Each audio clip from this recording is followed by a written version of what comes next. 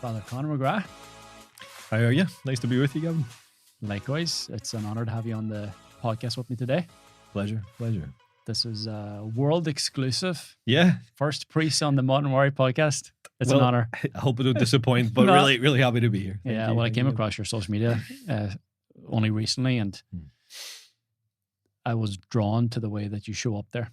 And I've already spoken about you coming on the podcast with a few people, and the way I would describe you, you come across very likable, very relatable. You don't come across as somebody that's trying to slam an idea or slam an opinion down the line. You're being very receptive and very open about how you speak, but also there's a very sort of kind and generous mannerism about you, which, as I said, has drawn me to you, and I wanted to invite you in here today to explore that a bit more. And before we get into where you are today, because you're a relatively young priest based on numbers and all there. that kind of thing. Sure. And from an outside perspective looking in, I would have perhaps identified as priesthood not being the very popular, as in taking that up as a vocation as it would have been in the past. So I'm quite curious in terms of how you managed to find this path, or how that path found you, and how that came about. Yeah, I suppose it's an old story, a long story, Gavin. But funny you mention those characteristics of kind of gentleness and kindness, and I suppose that's part of what drew me to priesthood, and I should say first and foremost to God. Very much part of a traditional Irish Catholic family that faith wasn't like shoved down my face by any stretch of the imagination. It was just part of who we were, part of family life, in terms of even involvement in the local church and parish, and thanks be to God, a really good experience of those kind and gentle priests who were there for my family when we needed them. And just that sense of relationship and friendship that I could see made a difference in the life of my grandparents or family member or even myself. So there was that side of it. And another side of it as well was genuinely, perhaps I had a teacher who said it way back when that, sometimes he forgot I was in the room. And I think I was a wee bit absent-minded, but I would, looking back on that, say, you know what, I was kind of, wasn't meditation, it wasn't anything like that, but there was just, I was in another place. And part of that other place was God, and conscious that God was with me and a big part of my life. So there was both that human factor of seeing the gentleness and kindness and difference that the life of a priest could make, but underneath that all, that relationship that I had with God and that desire to respond to Him. So growing up, like, priesthood was very much part of who I was in terms of like talking about it as a young kid. Probably faded it out, or maybe I like deliberately faded it out in my early mid-teenage years, but it came back strong when I was about 16, 17, and I suppose the idealism of youth as well. Like, I want to respond to this. I want to make a difference. I want to do something good for God. And once I finished school, I made the decision to enter seminary. Seminary is a fairly long process, like 6-7 years of really working on yourself, your faith, and deciding, is this actually what God wants from me? But yeah, just that experience of, even in seminary, being with people along that journey, and even today too, stays with me. Gavin, there's some tough days out there. There's some really challenging situations when I feel like I'm misery and I'm a failure, but actually it's that underlying principle or underlying meaning to my life, that this is what God wants from me, and this is the key to my happiness, and that I can at times be that gentle and kind presence for others in a way that I and my family have received. It's beautiful, man.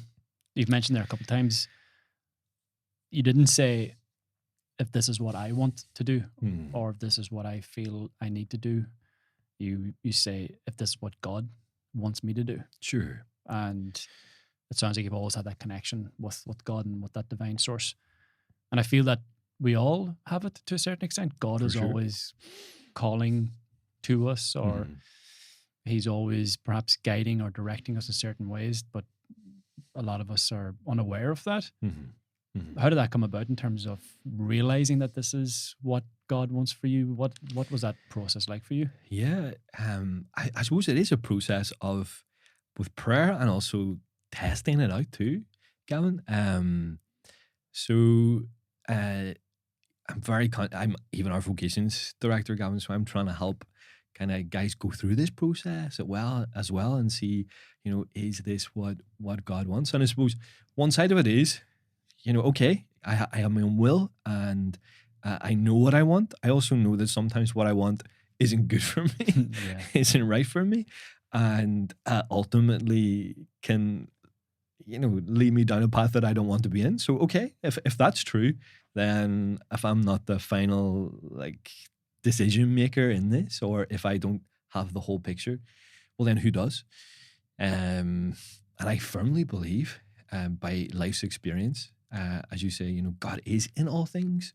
God loves all things, and God's presence can be found.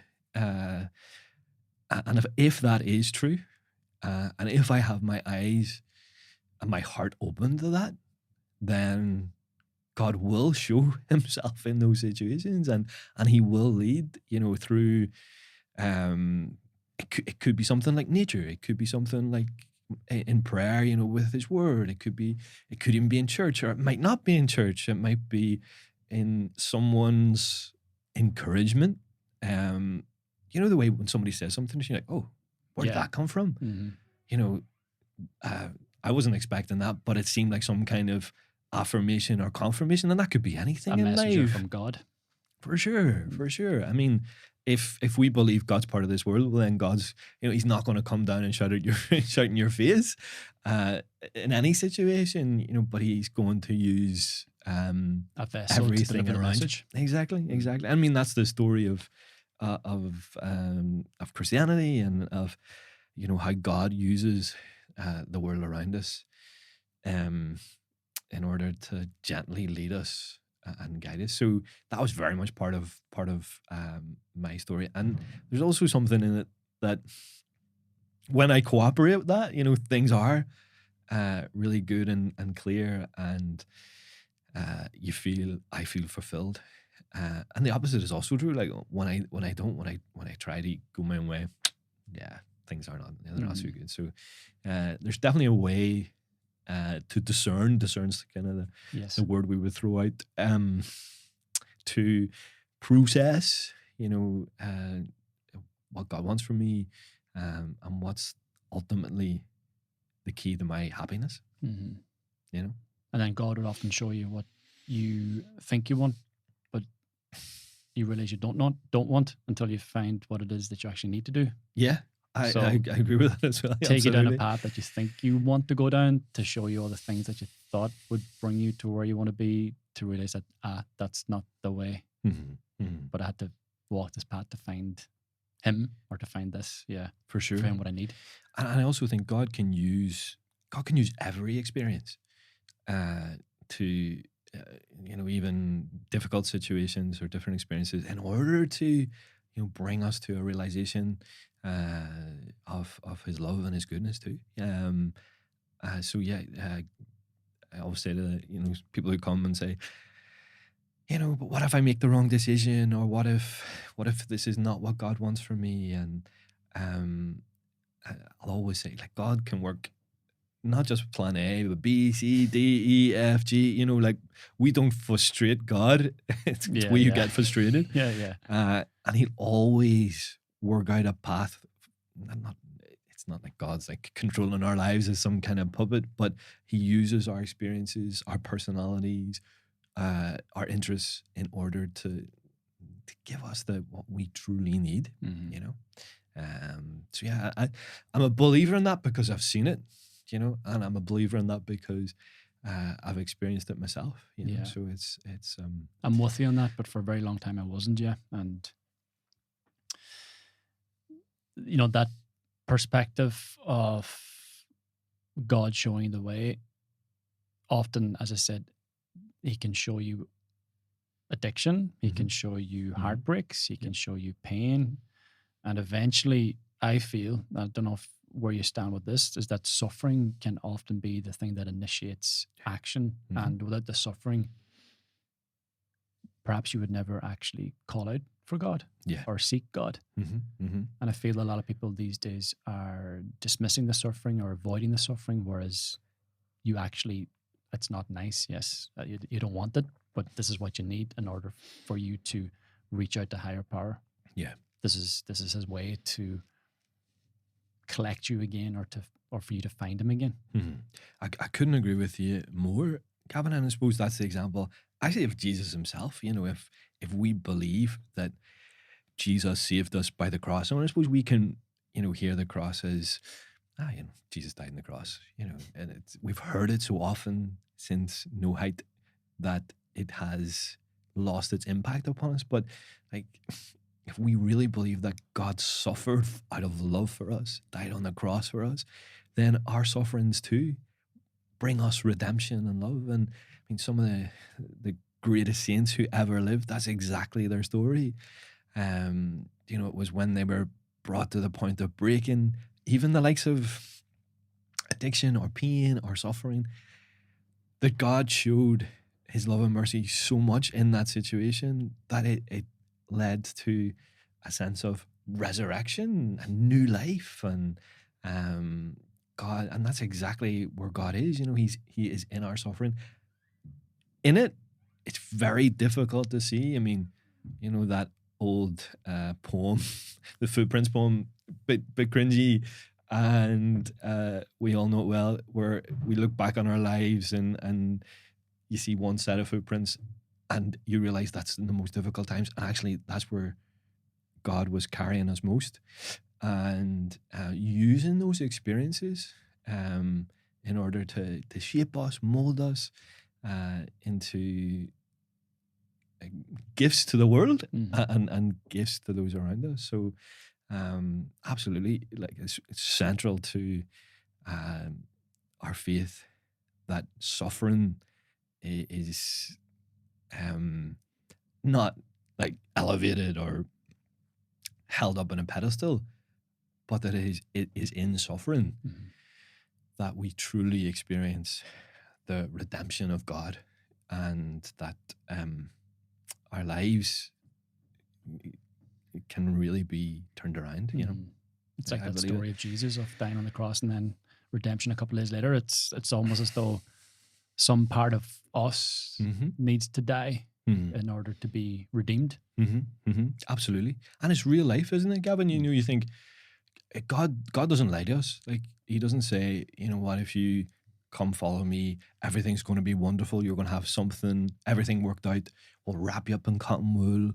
You know, it's all fairy tales and that kind of thing. Like, God doesn't lie to us, you know, like, pick up your cross and follow me, you know, whatever that cross might be. And to say otherwise would be to deny the human experience, to deny what real people face on a daily basis, you know. So there's a great truth in that. How do you, I'm sure you come up against it, how do you deal with people or speak to people who are perhaps suffering, but then blaming God and becoming angry with God because this has happened to them in their life? And if there is a God, why would he do this to me? How do you manage that one? Because there could be some people listening who are going, really? Like, I'm in this place. Sure. And if God loved me, then why am I suffering? Going through this? Yeah. And that is the most human reaction, the most understandable reaction to those really difficult situations. And what I've learned over time, Gavin, is there's nothing I can say, there's nothing I should say that would in any way reduce or diminish the pain and the suffering that that person is going through. That as someone who is there to, in some respects, represent God, I just have to do what God does. And that's as simple as sitting with someone who is experiencing that. I'm okay, there's no shortcuts here. There's no way to numb the experience that you're having. But what I can promise you is that I'm with you in it. And that's the message of the gospel. It's like, God did not remain distant from us. Like, we don't believe in a God deity far away from us. We believe in a God who chose to come among us as a human being to really experience everything that it means to be human and to walk alongside of us. And it's no way to sugarcoat suffering, but it is a way to say you're not alone in this. God is with you in this, and tomorrow it might not all be solved, but I promise you, in God, in time, it will be. And I wouldn't even say that to a person, because that reduces what they're experiencing. Which maybe takes them further from God instead of further to Him, like the suffering piece of 100%. Falling on your knees and I've nothing left here. If you're there, please show yourself. Yeah. So. But it's just like, can I be with you in this? Yeah. I think like that old title of Jesus, Emmanuel, God with us. So in people's suffering, says, I am with you, to, in some ways, hopefully lighten the load or bring a little bit of light or brightness into the perspective. But as I say, Gavin, there's no shortcuts.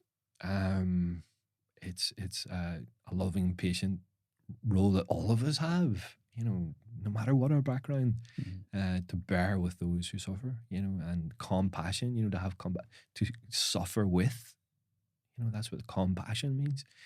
And I think that's what we are called to. That's what I feel called to. And there's no cheap explanations. I don't think the family would mind, because I spoke 17-year-old, God love him, passed away last August, and I was invited back to his school with his family, just for a memorial mass. And like that, I really wrestled over, like, what do I say? What do I do? I don't know how that mother feels to have buried her son. I don't know how those classmates feel, friends. So, and I said it, look, I'm not here with any explanations, because in truth there are none. I'm just there to be with you, and a sense of encouragement, not without any agenda, So it's like, yeah, when faced with suffering, which is so much part of life, and many people face it, we don't know what other people are facing. So if we can bring that kindness and gentleness into the world by being with people, then that's where we should be. Yeah, show up with love. Yeah. It's Sure. quite refreshing to hear you talk about your own battles with doubts and difficulties along the way, because I feel a lot of people have put priests on pedestals, and what does he know? What, sorry? What does he know? This sort of, Sure. what does he know sort of agenda, and how can he relate to us? And so it's quite refreshing to know that you go through those difficulties and struggles on your own. No, I mean, I think to think otherwise in terms of even me as a priest, or indeed for people, is just, it's delusional, I know my humanity very much. It's not that I would want to go and like broadcast it at all, but at least I have people that I can be honest with. And again, back to that, the truth that, suffering or difficulties are very much part of our experience. And if I have to be honest in terms of who I am and what I am, first and foremost with myself and God, and with those who I trust. If if I think I have everything right, if I think I have all the answers and I'm perfect in every situation, well, we're in trouble. Really, really in trouble. I think you do have to be authentic and honest as best you can with others, and very much so with yourself. I'm no saint, Gavin, and I mess up with people, with interactions, with situations. I make wrong calls, wrong judgments, and it makes you human. It makes me human, and also I hope that at those times I'm big enough. That, in the moment you're kind of reacting to something, and I hope that with time and thinking right, you're able to step back and say, okay, well, what went wrong there, and how can I fix that? I'm not just talking about like marriage, but in family or different situations as well. Like the truth is, like, we all do make mistakes, we all mess up, but that's not the end of the story. It's really not. Like it's part of it. It's part of it, and it maybe even gives us an opportunity to become better people, to build better relationships. Like, as ironic as it sounds, I think the first time you have a fallout or an argument with somebody, like, and if I'm not talking about anything major, but like, it can actually deepen your relationship. If two people are dating and they never have a disagreement or a fallout, well, you'd be worried there. Yeah. They're holding back on a truth that they're afraid to express, whereas that truth, as you said, can bring them closer. Yeah. Absolutely. So yeah, it's not even just as part of life and you accept it. It's like, actually, no, these are the ways that we grow and develop and become better people. Definitely. You used the word there before about experience. Here to experience this life, experience these situations, and then you mentioned the word setback, and something that I mentioned quite recently to some people I work with and help out is that there's no such thing as a setback. Yeah, calling it a setback is actually judging yourself and shaming yourself for something that's, again, there to show you the next part of the path, or it's a signpost towards the next level of healing or whatever it might be, or the next signpost towards God, perhaps. It's all leading back to God anyway, but whether they know it or not. So true. the experience piece, which maybe is a greater part of our suffering, is the attachment to the ideas and attachment to people and attachments to identities in our life. So when we begin to see it as, I'm only here to experience life. I'm not here to own this life. I'm not here to own these people. I'm not here to own my children, own my spouse, own my career, own my car, own my house. None of that belongs to me. That belongs to God. True. And there's an incredible sense of liberation and freedom that comes from that. Yeah. That detachment piece, though, I feel is at the core of a lot of our suffering. Yeah. As in, when we try and possess we try and keep it. We try to hold on to it. Yeah, I think instead so. of like, for example, when someone passes away unexpectedly, it's because God has called them back. Sure. Because that's God's child, that's God's will to do so, to bring them back home. Yeah. But because they've left our home, and because there was a sense of attachment or ownership there, we feel as though we've lost a part of ourselves. Instead of really, no, it wasn't yours. It was yours to experience. Yeah, absolutely. But not to own. It's returned to source. Yep. So, and that's a difficult thing to communicate or navigate with somebody that's lost a loved one. But it can also bring a deeper understanding in terms of there's a much, much bigger picture here. Yeah, that you're not seeing. Absolutely. And even that, like, we can take so much for granted, and so much of our modern life is about acquiring things, whether that's people, possessions, whatever that might be, and Because it feeds our ego and it feels good. Yeah. Makes us feel more significant and worthy and valuable. But in truth, like that, it really doesn't bring us the happiness that we truly seek. I mean, again, one of the most ancient saints in the church, Augustine, said, "Our hearts are restless until they rest in you." And it's not to say that like the things of this world are not good.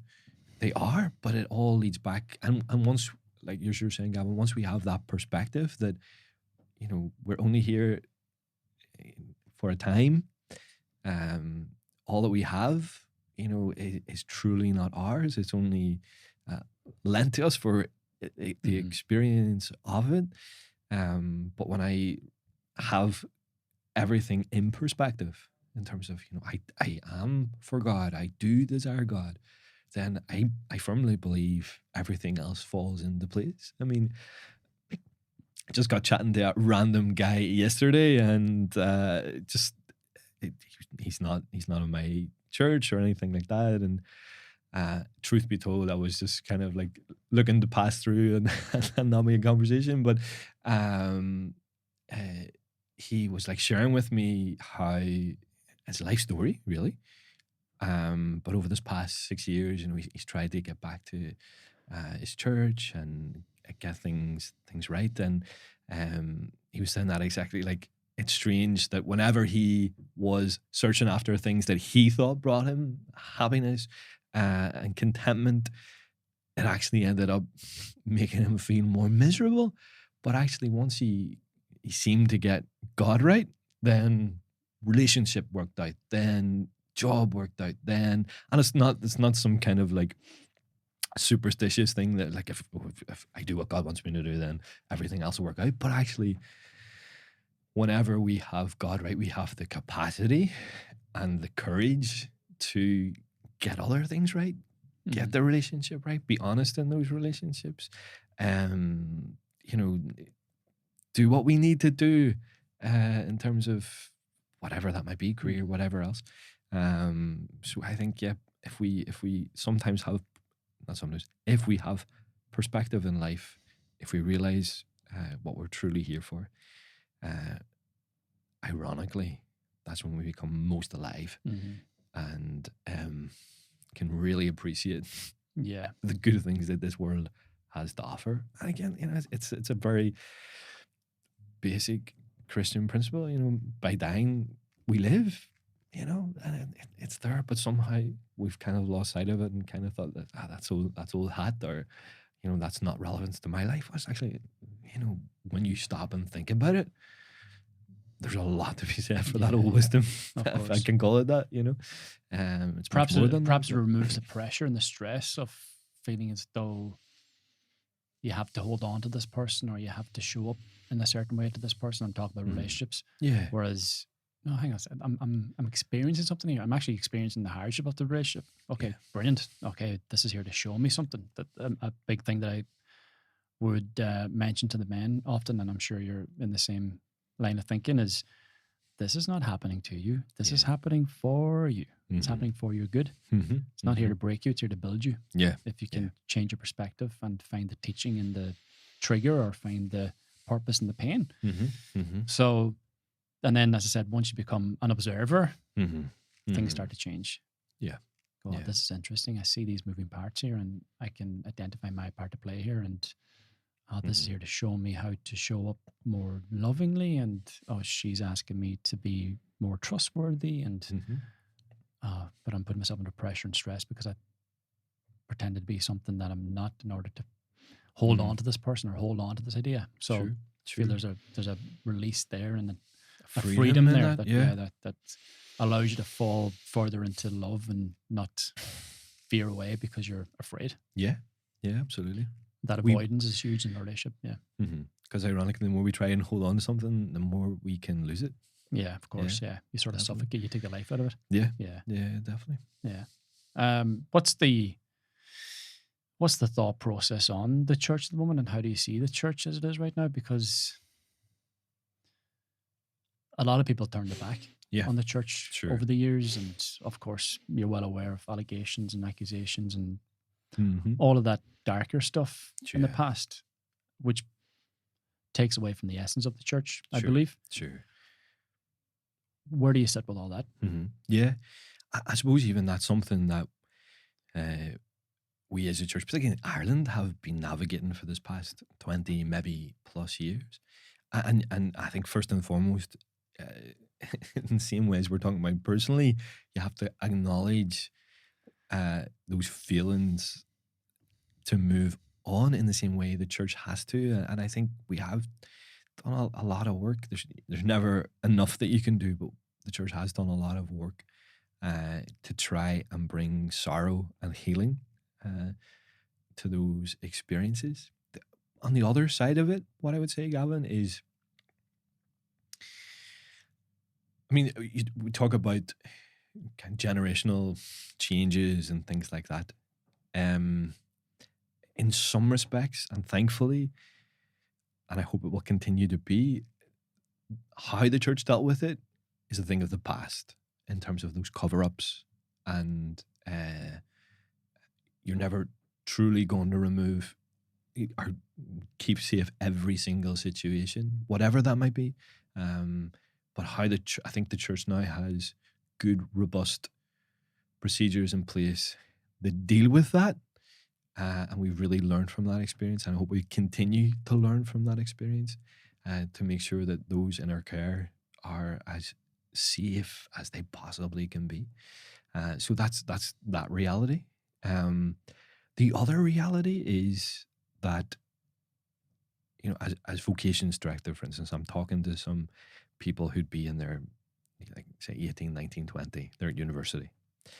And they didn't grow up in the same world. I'm 30, Gavin, I don't know what age you are, but they didn't grow up in the same world as I have. Where the scandals were rightly, you know, Out there. So in some respects, they don't have that perspective. Yeah.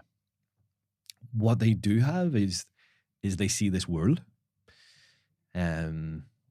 They have experienced it in terms of the good and the negative that this world has to offer. They've asked questions as to how do I make sense of this? How do I make sense of my life? And for some of them, there is the reality that they have come to faith, sometimes through, and it's one of the reasons why I try and get into social media, through making contact on, you know, seeing something online that sparks something. I mean, we've a person in the parish, a guy called Piotr. He's originally from Poland, but he came here when he was like 3 with his parents. I'm sure he won't mind me telling the story either. But they practiced for a while, but they, you know, the fell away, and the parents don't practice the faith. He just rocks up at the parish one day on his bike and gets talking to somebody he'd seen online, a video, nothing to do with us at all. It was basically asking the question, you know, if atheists are right, you know, then Christians have nothing to lose in the next life. But if Christians are right, then atheists have everything to lose. But that sparked something in him. And from that, then he searched and looked in more and found out where the nearest church was. And this guy lives in like Tullycorn. It was a very loyalist estate, like, and but ever since then he's been coming regularly. He wants to be confirmed. He wasn't confirmed or anything like that. He wants to be confirmed. Now that's one anecdote, one story of one life, but actually I see it happening more and more often. I mean, they say in Britain, I think they did a bit of work on this, like amount of millennial males who practice their faith. So my generation is 4%. So I think that's like once a month or something like that, or like make a commitment to a church community. That statistic, what do you reckon it would be among Gen Z, according to this study? Gen Z. If millennials are 4%, what would it be? I mean, you'd almost assume if you were listening to the narrative that it would be going less. Yes. Wouldn't you? Correct. But, yeah. But what do you think? What do you think it is? A little bit higher on the. It's 24%. Okay. like 24%. Like that's a 5 times increase in terms of Gen Z who are going to church across denomination. Yes. So what are these young people looking for, and how can we as a church respond to that? You know, Because it still is quite low at 24%. for sure, absolutely. Yeah, it's better than 4, but it's still It's better than 4. Yeah. Yeah, 100%. Yeah. But You put we 100 still people. You need to- put 100 people in the room. It's only 20 of them out of 100 that are going to church, but we still need to look after that 20 Yeah. and which see- will have an influence on the sure, other 60%. for sure, Yeah. absolutely. Yeah, like in terms of, it's always dangerous bringing up statistics because I'm always like, yeah, but how many people actually followed Jesus when he was alive or when he was here on earth? You know, we're only talking 12 people here, or 72 or whatever. So, but it's just it reveals hunger that's in some hearts that we as a church need to respond to. Yeah, and nourish. Yeah. Like literally, these people are showing up. Do you know why? What's changed from the 4% to the 24%? I don't have the full picture, but I but from do your think. perspective, yeah.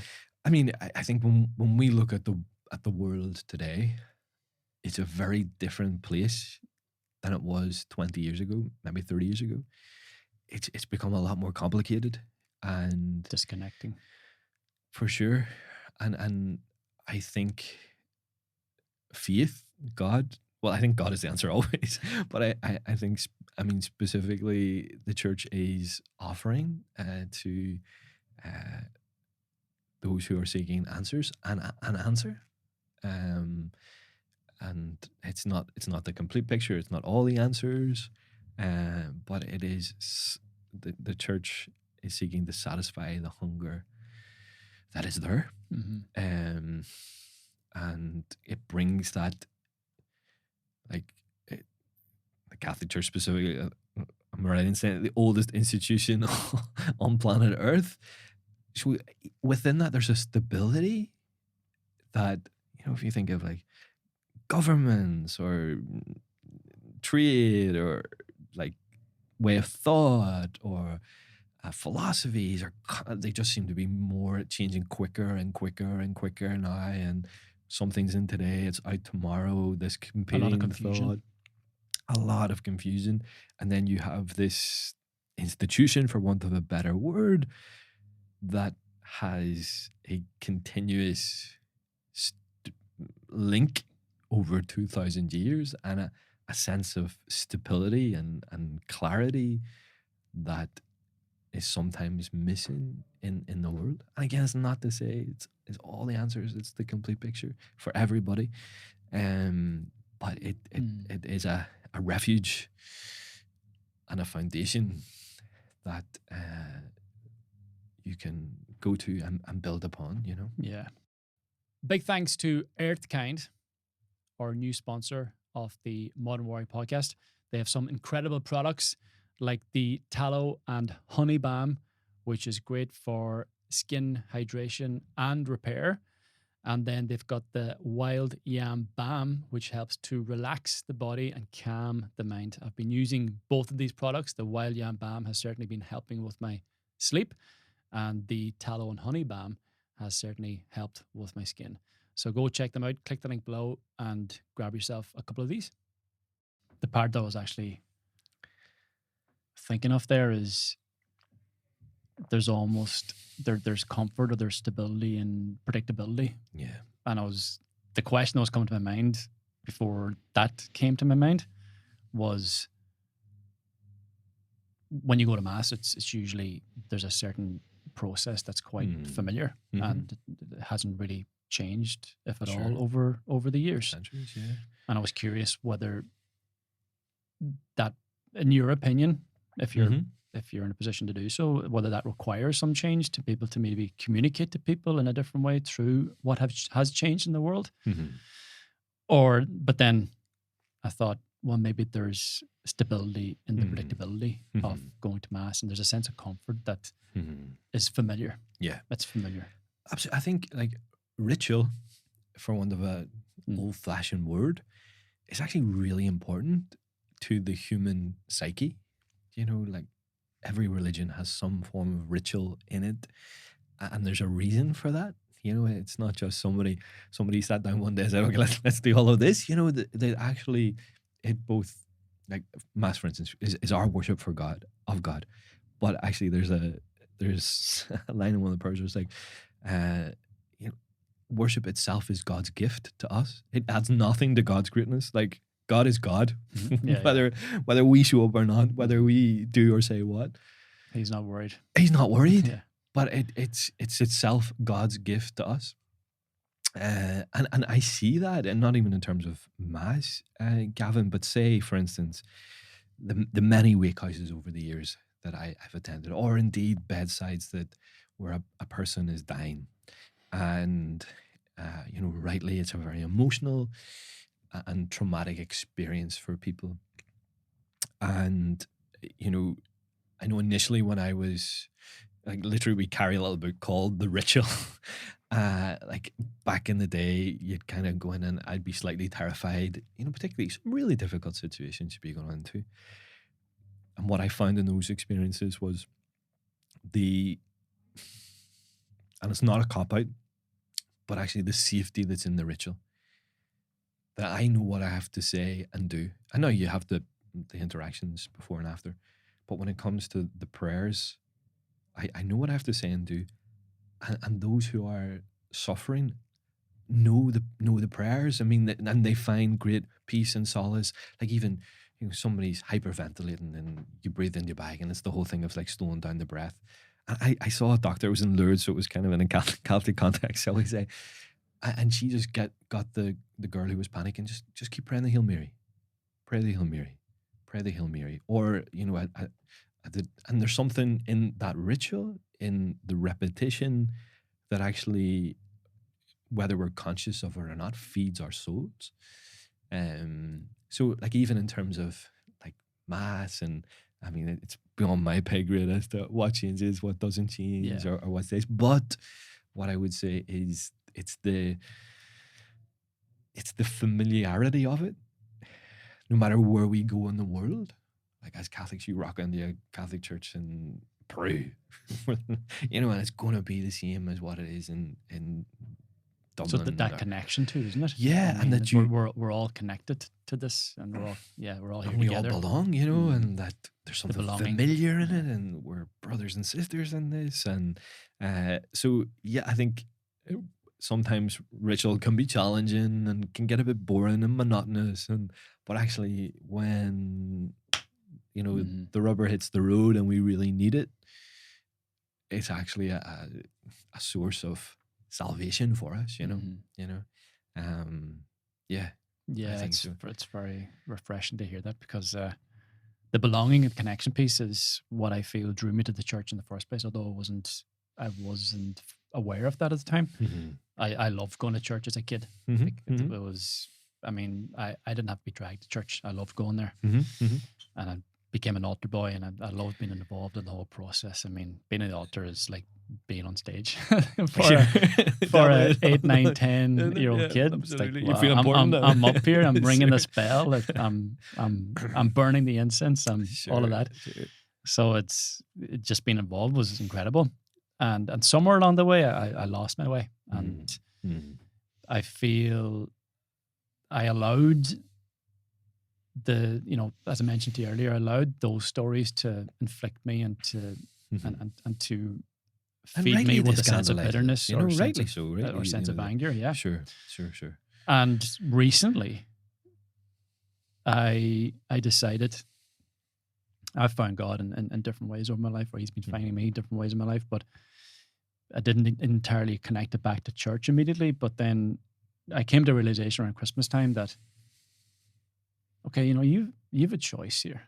You could continue to be angry and bitter and hold a sense of resentment over the church or what they did there and how they affected people over here, or you could have the courage to rise above that to learn to forgive, to let go, and to show up as a better Catholic, not a Catholic full of hate or bitterness or a sense of anger. Show up with love, and when you go to church, become, or at least step in there from a place of love, not fear, or don't step in there from a place of, oh, I have to be here, I choose to be here. Yeah, and that was incredibly. That was incredibly.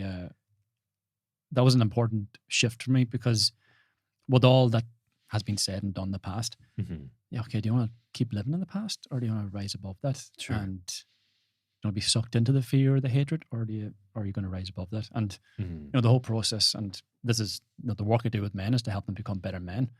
But then it's also realizing for myself, becoming a better man also means becoming a better Catholic. Sure. It's all part of it. I'm born and bred a Catholic. Just going to turn you back on that? Yeah, it's easy. Easy to turn you back. Sure. Much more difficult to forgive and let go. So, but I still, the reason I'm bringing that up is I still feel that so many people are tying themselves down to the past. Yeah. And it's great to hear that there's a 4% versus 24% rise. But there's still the 4% though.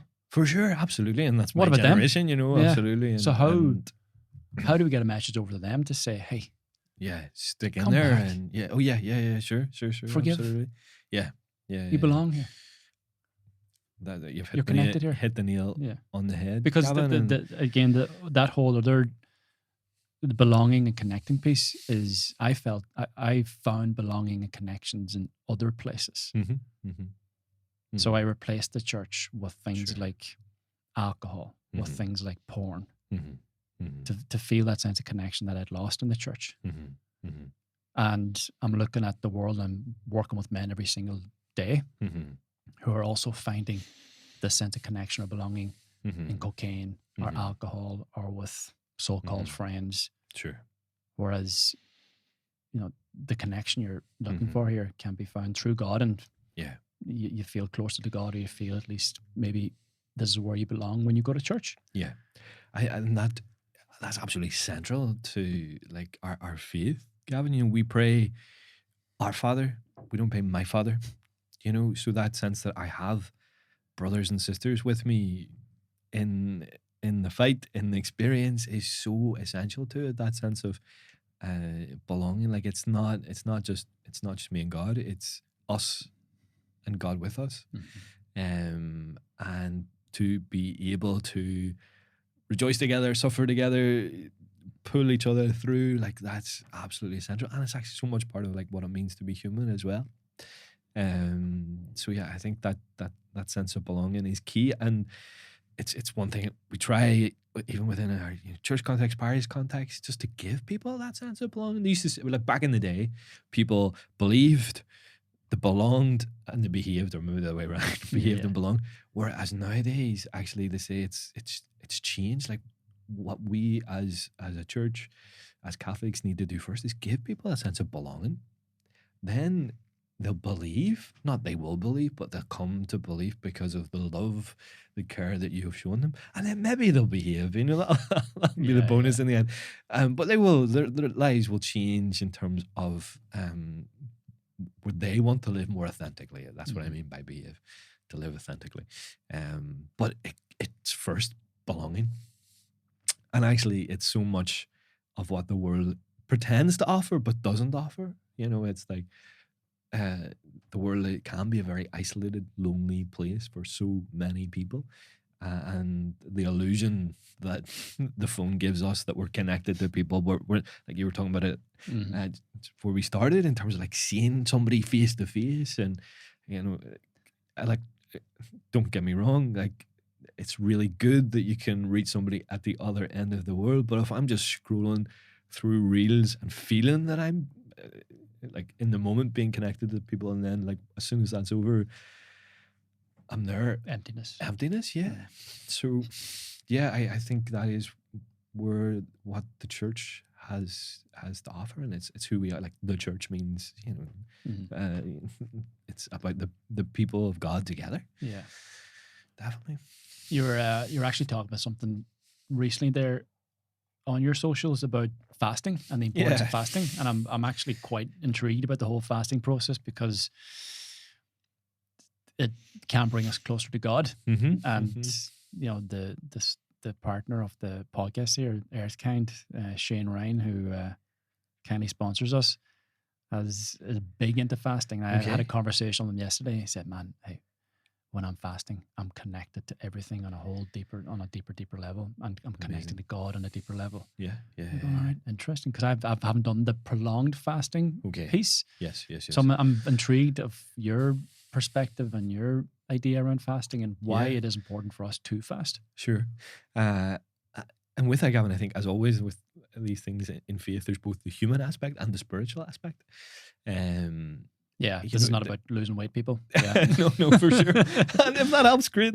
But I think it's back to even what you were saying earlier about what possesses us, and, if I am completely, or not even completely, but if I'm controlled by my appetite, if I'm controlled by what I want, when I want, as in your moods, your feelings, your emotions, like step back and think, like, that's not good for me. Like, that is not good for me. I know when I just throw myself at what I think I want or need, and actually something might feel good in the moment, but actually it just leaves me like too much alcohol. Then the next day I'm paying the price, and it's like, so it's these things you have in one way, consequences, but it's starving you in another, isn't it? Yeah, and it's robbing you of something as well. Like literally your next day is gone because I've drank too much. That's a simplistic way of putting it. But yeah, I think whenever we fast, from say food, like plenty of Catholics will fast during Fridays, during Lent, and it's about actually gaining a different perspective. I'm not ruled by my appetite. God, it's you who are my true sustenance, my true bread. I mean, we saw Jesus in the desert, and we know that story. Have the bread, take over the world, all of those things that the devil seemed to offer him, and it's like, no. Temptation. It's like, man does not live in bread alone. And to realize that we are the children, not the parent. We are the ones who are dependent, not the provider. In everything in life. So it takes fasting removes something really basic, really essential to us that we need, and we will come back to, in a way to give us better perspective of who we are and to whom we belong. And there's a physical side to it, but there's a deep spiritual side to it. And I think, in actual fact, of all the Christian practices that we have, whether it's prayer, even during Lent, like supporting people, helping people, in terms of fasting, it's almost like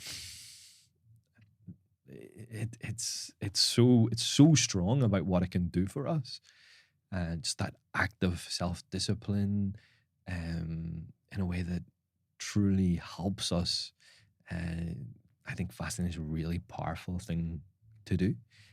You think of intermittent fasting and things like that, things that are fashionable in the non-Christian world, and it's like, but there's a reason why people do that. It's like the discipline to skip a meal, and the discipline to make a commitment to something, or commit yourself to a higher source instead of the substance of only food. Yeah.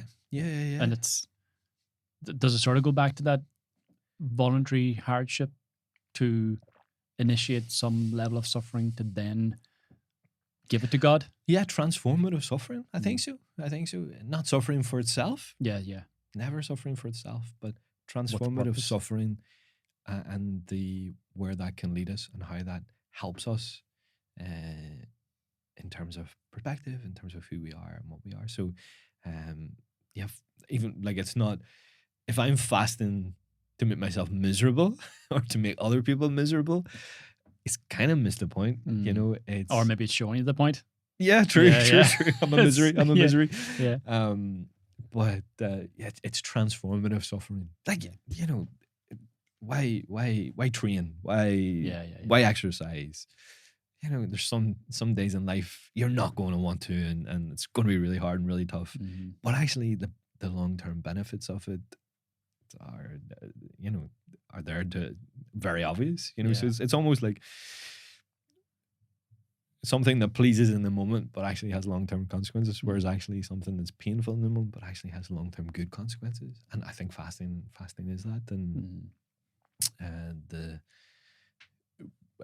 in kind of church speak, the grace that comes from that. Like, have you ever done Loch Hey, you're Donegal, man. I have not You've done Loch Derg? Not yet. I kind of got fooled into doing Loch Derg. I say that because like I had no idea what Loch Derg was, or I think it was I was 18 at the time. I was finishing up school, and there was a trip going, yeah, I'll go for a treat for a couple of days. For the crack. Yeah, it was an eye opener, and dear Lord, I don't think I'd ever like properly fasted before, even at that stage. Yeah. But you see, when I look back on that experience, and like again in kind of religious speak, the graces that I experienced through that, you know, utterly transformative in terms of my life. So if that's what fasting for those 3 days did for me, well, why wouldn't I put in place, fasting in my life, you know, particularly at times when I need it. So I'm off alcohol for Lent, trying to be off alcohol, and it was a kind of a practice whereby saying, okay, like since Christmas and things like that, and things can take over, and I have, even though it's only like a week and a bit in, but I've just felt I wouldn't be drinking every day or every night or something like that, understand. but again, socially, particularly, I mean, there's so many social situations as a priest you're in, Of course, and but just that practice of saying, and you really do, even within a short space of time, fasting from a particular thing, feel the benefit of, you know, definitely. And it's there's so much of this in the secular world that has come from religion that maybe the connection isn't there, but actually when you make that connection, I believe it kind of can transform that as well. It's that discipline piece again, isn't it? The discipline comes from the word disciple. Yeah. So, I mean, you're being a disciple of Jesus or being a disciple of God. Sure. And it's something that I've observed other people who are maybe a little bit further on their path to God, and I watch them and I'm curious as to, okay, and even Jesus himself, I'm looking at going, how could it be, like, what is it that person's doing that I could do more of?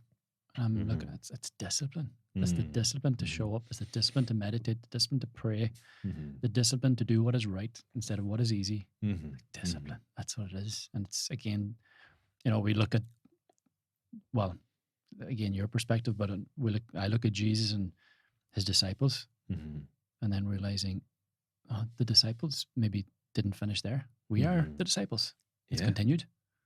We've just forgotten. And of course, the disciple requires discipline to do what is right, not what is easy, or to do in God's will instead of the will of the ego. So, what's your opinion on that in terms of tying the disciple with the discipline, the disciple? I have to say, when you mentioned it there, Gavin, it made a connection. Because there's no point in saying, you know, I'm a disciple of Jesus, but actually don't follow any of the rules or anything. You know, just you know, just coast along. Yeah. You know, it's part of who we are to do as Jesus did, or to try and do. Yeah. Going to mess up sometimes, but to try and do with what Jesus did, to be disciplined. Yeah, but Jesus was a human as well. Yeah, 100%. He became Jesus Christ, which is something that people 100% God, 100% man. You know, absolutely. So, and I mean, he made a lot of mistakes and failed along the way until he. They definitely faced the temptations and all of that kind of stuff that we heard about in the desert and things like that. And so he was also on a journey of becoming better and becoming definitely 100% human. And knows exactly what it's like to be us. And again, his followers, we know how his followers messed up at the start, and we know right through the ages how his followers messed up. But even if we go just back 2-3 generations, like what was good for your grandfather, great grandfather, my great grandfather, you know, it's not. We shouldn't just dismiss that as saying like, oh, they were a more naive or simple time. It's like, no, like, you know your own mind. you think your grandfather didn't know his own mind, or your great grandfather didn't know his own mind? He made decisions based on his life experience, and his life experience showed him what the discipline, the following of Jesus actually meant. And let's not dismiss that. Let's, maybe he was onto something. And I think this generation is kind of sensing that, like maybe there is something in being disciplined, and making sacrifices. There's something good for me in this, rather than in some respects the deception that the world can offer. Just do what you want, be what you want, and you're all, where does that end up? So oh my goodness, we'll have to remember that one in part 2. That's a whole other conversation, isn't it? Sure. Be whatever you want now. It's like, well, yeah, stand by for that one. Sure. And see what happens. But yeah, again, it's going back to what you mentioned earlier. You weren't asking what I wanted. You were asking, what does God want? Yeah. For me, or Yeah. from me. Yeah. I feel that's a key question for everyone to maybe sit with today after this conversation. Yeah. Is there anything else that you would encourage them to ask or to explore as they sit here listening, or even contemplating? I think do exactly what you just said there, Gavin. Ask it. Don't sit back and be a passenger on this. And explore your life, explore your faith. Don't coast. Like, we are here for a time, and it's not to say that we can make every day wonderful or brilliant, but by being discerning, by reflecting, by being intentional, we can make our lives, the lives of those around us, and indeed our world, a better place. So just don't coast. Take steps, whatever your background or belief,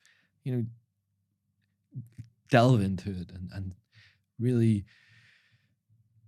dig out what it has to offer. There is wisdom there that we have received, that if we are just push that to aside and say it belongs to a different time, a different place, I have nothing to gain from that, actually you've missed out on so much. So delve in, explore, question, experience, and through that you will come to truth. I firmly believe that. I think the worst thing we can do is just coast. Yeah, not to question. And just assume everything's going to come to us, and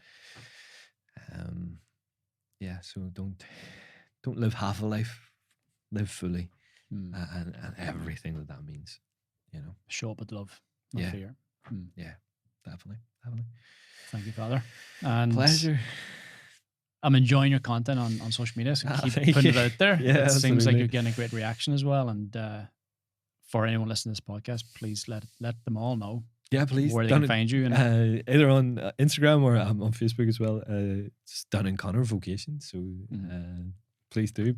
And I enjoy it. It can be hard work at times to kind of keep content, keep things going. I know all about it's like when you're trying to do life as well. Yeah. But yeah, I believe in it, and thank you for the encouragement. Yes. Is there a purpose behind? Well, there is a purpose. Yeah, but what is the purpose it's behind principally the its first principle is to, as I say, I'm our vocations director or recruiter. So my job is to find priests for the future. So part of it is trying to show our Catholic faith, priestly life, hopefully in a way that is authentic and true and life-giving and joyful. So that's part of it. And then just trying to create a culture of vocations as well. So like I'll try and delve into little details of the Catholic faith or questions that people have that, again, if we're just like what you were saying earlier, Gavin, I think is really powerful about you've chosen to come back. I think so many of us at times can just coast along and we haven't fed it, and somebody might show up at church for 20 years, but they've never really stopped to think about it, and they're just doing it because they just do it. Whereas actually, if even with bumps along the way, we choose something, it's much more real. So in terms of some of the videos, I'm trying to explain things that we're very used to, we've seen a lot, but actually we haven't stopped to think about, you know. So that's part of the intention as well. Yeah. You've got a great way of explaining certain things that are happening in the church or part of Catholicism that nobody's really asked a question about. I've seen you burning charcoal there in incense. Yeah, it's like, well, why do we do that? It's like, oh, I thought it just smelled just nice. just for the like, crack of it, you know. Like the altar servers want something to swing. There's an intention behind all of this. So, but what is your intention? Yeah, that is important. Yeah, and 100%. But thank you. My pleasure. Thanks for having me. Yes. Till next time. Absolutely. Thanks. God bless. Thank you again for tuning in to this episode. If there has been something that has resonated with you on this conversation, ping me a message over on Instagram at Gavin Meenan and let me know what it was. Chat soon.